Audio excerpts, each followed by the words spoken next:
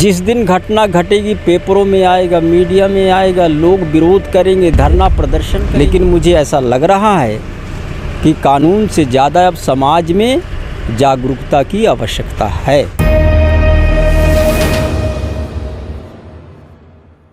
हमारे साथ हमारे क्षेत्र के लोकप्रिय विधायक माननीय फुंदीलाल सिंह मार्को जी हैं और बात करेंगे आज जिस तरीके से महिलाओं की जो सुरक्षा की बात होती है, तमाम तरीके के जो आजकल सामने आते हैं खबरें, कलकत्ता का देख लीजिए, अपने भारत के किसी भी राज्य का देख लीजिए, किसी से छुपा नहीं है। इस पर विधायक जी आपसे जानना चाहेंगे क्या कुछ जो सुरक्षा के कानून हैं इनमें और बदलाव किए जा सकते हैं जिससे महिलाएँ अपने आप को सुरक्षित महसूस कर सकें। देखिए, हमारे पूरे देश में, प्रदेशों में राज्य सरकारें हैं, कानून बलात्कारी को जो जिसने दुष्कर्म किया है फांसी तक की सज़ा है, उसमें सज़ा है मौत। लेकिन हमारे लिए और सरकार के लिए भी ये चिंता का विषय है कि जितना कठोर कानून बनाने के बाद भी यदि लोगों में डर नहीं है तो ये मानता हूँ कि हमारी प्रशासनिक और सरकार की व्यवस्था अच्छी नहीं है, जिसके कारण लोगों में खौफ नहीं है, लोग मानते नहीं हैं। और जब सरकार की नीति और नियत में जब भी फ़र्क होगा, किसी बेटी को न्याय नहीं मिलेगा। जब भी कोई घटनाएं घटती हैं, जिस दिन घटना घटेगी पेपरों में आएगा, मीडिया में आएगा, लोग विरोध करेंगे, धरना प्रदर्शन करेंगे। 2-4 दिन ये होता है, उसके बाद जो है वो भी समाप्त हो जाता है। हमारी ये जो संस्कृति कहाँ जो है पथ विचलित हो रही है, हमारे युवा कहाँ पथ विचलित हो रहे हैं, कौन से हमारी ये कमियाँ प्रदेश में, देश में बढ़ती जा रही है, क्या हमारे हिंदू धर्म में कहाँ कमियाँ हैं, कहाँ हम कमज़ोर पड़ रहे हैं, जिसके कारण हम नैतिक मूल्यों से हमारा जो है समाज भटकते जा रहा है। लोग दुष्कर्म करने के लिए विवश हो रहे हैं, कानून पर कोई खौफ नहीं है। ये हमारे धर्म गुरुओं को भी चिंता करने का विषय है।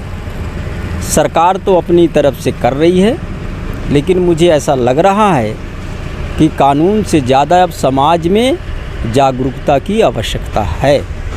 भाई भाई को पहचाने, बहन बहन व भाई को माने, और सभी समाज में जिस तरीके से जातिवाद, क्षेत्रवाद, भाषावाद ये जो पनप रही है, नफ़रत फैल रहा है, ये नफ़रत ही घटना का मुख्य कारण बनते हैं। जब समाज में नफ़रत फैलेगा, वो सनातन है जिसमें हमारी गुरुकुल था, जो लोग पकड़ के सच्चे ज्ञान लिया करते थे, वो आज कहाँ चले गए, वो परंपराएं हमारी कहाँ चले गई, वो सनातन कहाँ चले गए, जिसमें जो है बाप जो है बाप के सामने बेटा खड़े नहीं हो सकता था।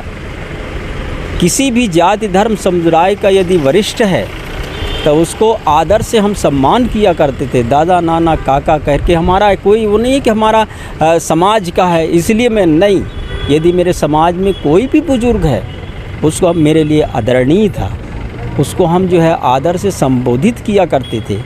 वो आज भारत की संस्कृति कहाँ लुप्त हो रही है। क्या हम वर्तमान में ये टेक्नोलॉजी के चकाचौंध में क्या हमारी संस्कृति दफन होती जा रही है? इस पर जो है चिंतन की आवश्यकता है, ताकि ये जो दिन प्रतिदिन जो घटनाएं घट रही हैं, चारित्रिक हनन हो रहा है, लोग गिरावट आ रही है, उस पर जो है बहुत चिंतन मनन की आवश्यकता है।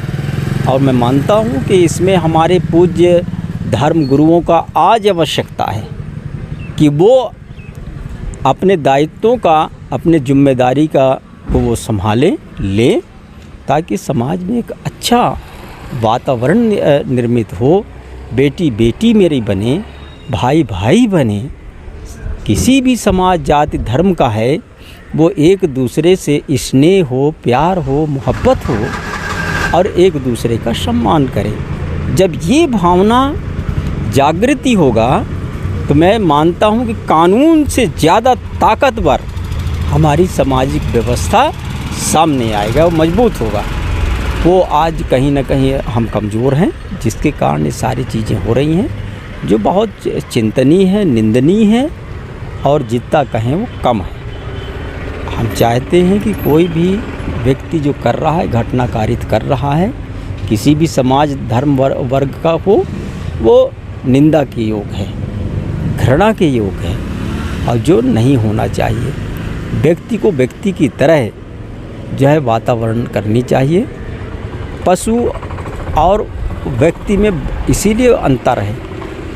इंसान को ईश्वर ने वो तोहफ़ा दिया है कि हम हंस सकते हैं, बोल सकते हैं, बता सकते हैं। ये तोहफ़ा हमको प्रभु ने दिया है, ईश्वर ने दिया है हमें।